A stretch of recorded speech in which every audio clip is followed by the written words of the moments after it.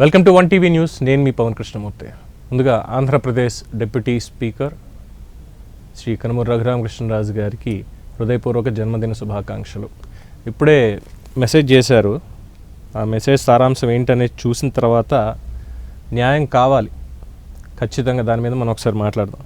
ఈరోజు మే 14 నా పుట్టినరోజు, మళ్ళీ పుట్టినరోజు అంటే టార్చర్ పిదప సందర్భంగా నా నియోజకవర్గంలో వేడుకల్లో పాల్గొన్నాను. వేలాది మంది స్నేహితులు, అభిమానులు కూడా పాల్గొన్నారు అని.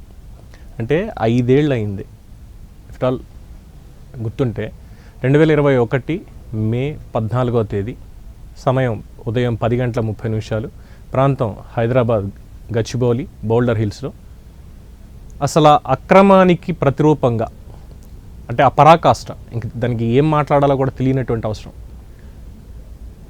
ఎవరిని ఎలా తీసుకెళ్తున్నారు అంటే, ఒక సామాన్యుడిని అరెస్ట్ చేయడానికి, ఒక ఎంపీగా ఉన్నటువంటి వ్యక్తిని అరెస్ట్ చేయడానికి ఉన్నటువంటిది చట్టంలో ఒకటే రూల్. మీ దగ్గర సాక్ష్యాధారాలు ఉన్నాయో, వాళ్ళు తప్పు చేసినట్టుగా సాక్ష్యాలు ప్రొడ్యూస్ చేసి తీసుకెళ్ళండి. ఇవేం లేకుండా తీసుకెళ్ళి, అంతకుముందే ఆయనకి 2021 జనవరిలో ఆయనకి చిన్న సర్జరీ అయింది. హార్ట్లో స్టంట్ వేశారు. చాలా వీక్గా ఉన్నారు మనిషి. కరెక్ట్గా పుట్టినరోజునే వచ్చి కిడ్నాప్ చేసి తీసుకెళ్ళి, లిటిల్గా కిడ్నాప్ అని అనాలి. ఎందుకంటే ఈ 5 ఏళ్ల పాటు ఆయన కోర్టుల్లో ఎంత పోరాటం చేస్తూ వస్తున్నారు. మీడియాలో ఉండి చాలామంది అలాంటి వాళ్ళు కావచ్చు, ఆయన మిత్రులు కావచ్చు, ఆయనకి జరిగినటువంటి అన్యాయం మీద పోరాడుతూనే ఉన్నాం. కానీ ఈ రోజుకి కూడా న్యాయం జరగలేదు. పోనీ ఆయన అడగకపోవచ్చు, సర్లే చట్టం తన పని తాను చేసుకెళ్తుంది, ఎలాగో అధికారంలోకి వచ్చాం కాబట్టి నా పని నేను చేసుకుంటా, చట్టం వాళ్ళ పని వాళ్ళు చేస్తారు అని చెప్పి ఆయన వదిలేయచ్చు. కానీ జరిగినటువంటి టార్చర్, ఆ రోజు ఆయన ప్రాణం పోయి ఉంటే ఒకసారి గుర్తు చేసుకుందాం. ఆ రోజు కరోనా ఉంది. తెలంగాణ బార్డర్లో ఆంధ్రప్రదేశ్ నుంచి కనీసం అక్కడి నుంచి అంబులెన్స్, అత్యవసర సేవల కోసం అంబులెన్స్ని కూడా లోపలికి ఎంటర్ చేయనివ్వని పరిస్థితి.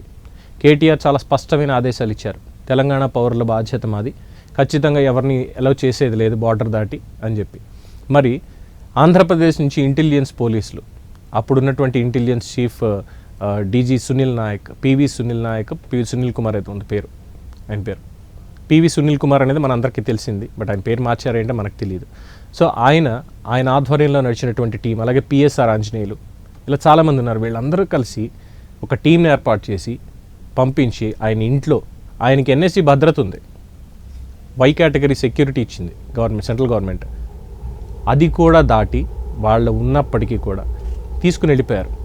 ఇక్కడ కొన్ని రూల్స్ అండ్ రెగ్యులేషన్స్ మర్చిపోయారు. పోలీసులు చేయాల్సినటువంటి కామన్ రూల్స్ అండ్ రెగ్యులేషన్స్ ఏంటి అంటే, ఒక వ్యక్తిని అరెస్ట్ చేసేటప్పుడు, వేరే రాష్ట్రంలో వేరే ప్రదేశంలో అరెస్ట్ చేసేటప్పుడు అక్కడ లోకల్ పోలీస్ స్టేషన్ని ఫస్ట్ అప్రోచ్ అవ్వాలి, వాళ్ళ దగ్గర ఎన్ఓసి తీసుకోవాలి. అయిన తర్వాత ఫస్ట్ కోర్టుకి వెళ్ళాలి, ట్రాన్సిట్ వారెంట్ తీసుకోవాలి, కోర్టులో ప్రొడ్యూస్ చేయాలి. తర్వాత కోర్టు మెడికల్ చెకప్కి పంపిస్తుంది. హాస్పిటల్లో చెకప్ చేయించిన తర్వాత మళ్ళీ కోర్టుకు తీసుకెళ్ళి అక్కడ ప్రొడ్యూస్ చేసి ట్రాన్సిట్లో అరెస్ట్ చేసి తీసుకెళ్ళాలి. ఇవేవీ జరగలేదు. వచ్చారు, ఏదో సినిమాలో చూపించినట్టుగా వచ్చారు, తీసుకున్నారు, వెళ్ళిపోయారు. ఒక్కళ్ళు కూడా మాట్లాడాల. ఇక్కడ న్యాయస్థానాలను కూడా ప్రశ్నించే పరిస్థితి వచ్చింది. ఇప్పటికీ న్యాయస్థానాలు దాని మీద మాట్లాడలేదు.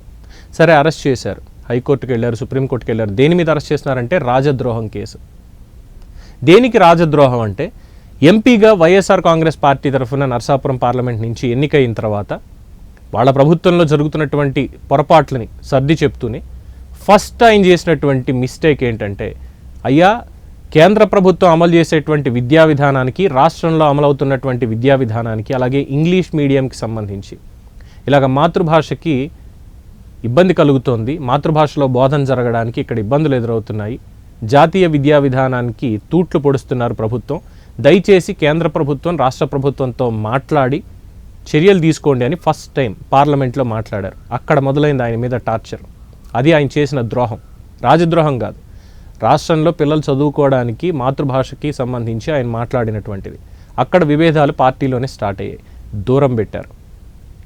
అప్పటి నుంచి ఇంక వరుసగా రచ్చబండ అనేటువంటి కార్యక్రమాన్ని ఆయన స్టార్ట్ చేసి, జగన్మోహన్ రెడ్డి ముఖ్యమంత్రిగా ఉన్న నాళ్ళు కూడా రచ్చబండని ఎక్కడా ఆపకుండా, ఏ రోజు ఏ తప్పు చేసుకుంటూ వచ్చారు, ప్రభుత్వం ఎందుకు ఇలా చేస్తోంది, వాళ్ళ ముఖ్యమంత్రి ఎందుకు ఇలా చేస్తున్నాడు అన్న దాని మీద తిక్క విధానాలన్నిటి మీద పోరాటం చేసుకుంటూ వచ్చాడు.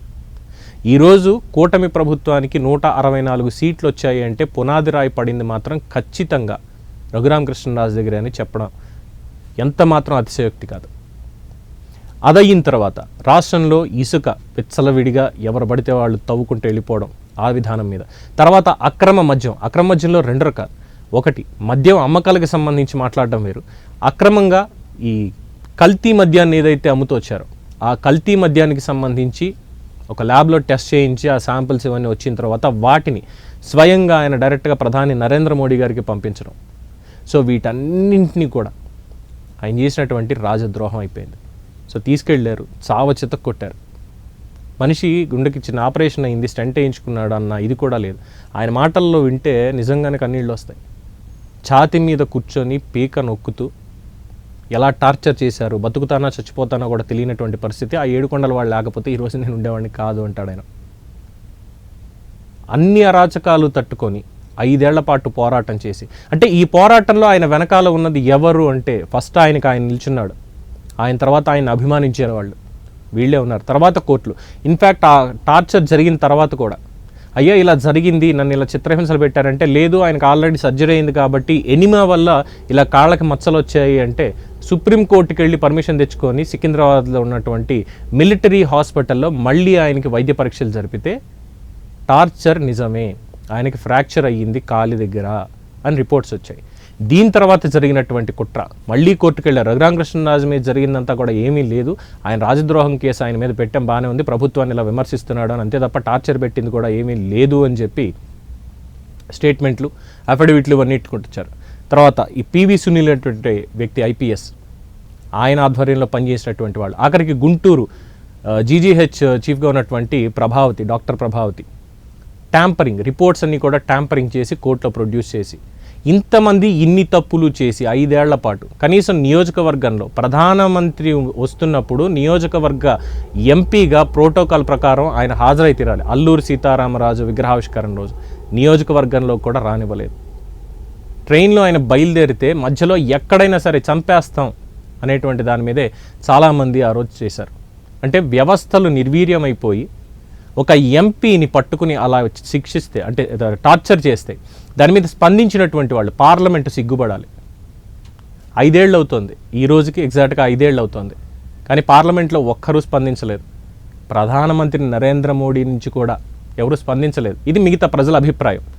రాజుగారికి ఏమైనా అభిప్రాయం ఉంటే ఉండొచ్చు, ఆయనే నాకు ఉన్నారు, ఆయన అండగా ఉన్నారు ఆ రోజు అని చెప్పి అనొచ్చేమో, కానీ ప్రజల అభిప్రాయం ప్రకారం ఎవ్వరూ ఆయనకు ఆ రోజు అండగా లేదు. ఎందుకంటే తప్పు చేసిన వాళ్ళకి శిక్ష ఈ రోజుకి పడలేదు. సరే, కూటమి ప్రభుత్వం వచ్చి ఏడాది గడుస్తుంది. నిన్న ఎలక్షన్స్ అయ్యాయి, మే 13వ తేదీ ఎలక్షన్స్ అయ్యాయి లాస్ట్ ఇయర్. ప్రభంజనంలాగా జనం వచ్చి ఓట్లేశారు, 164 సీట్లు కట్టబెట్టారు.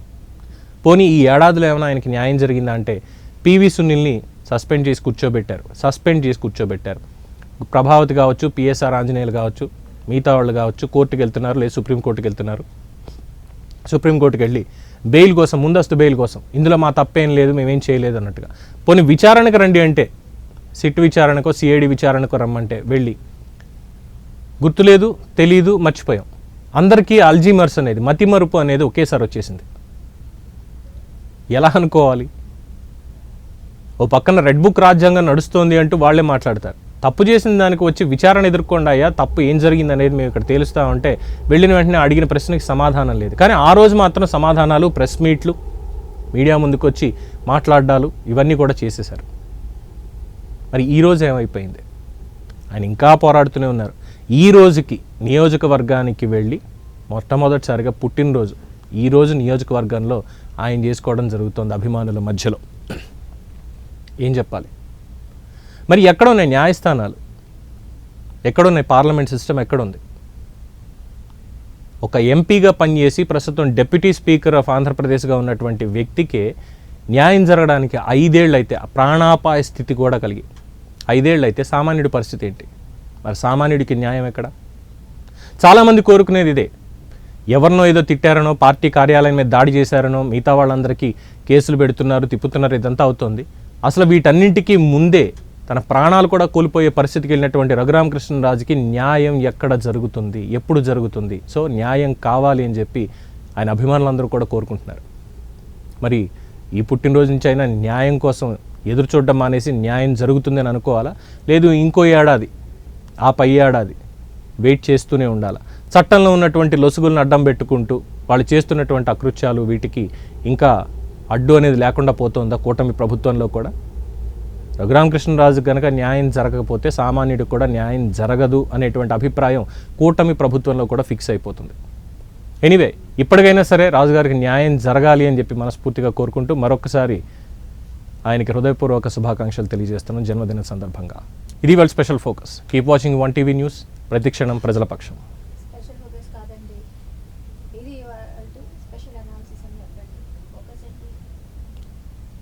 Sarath close close close end చేయి, ఎండ్ కొట్టు, ఎండ్ కొట్టు, ఎండ్ బటన్ కొట్టు.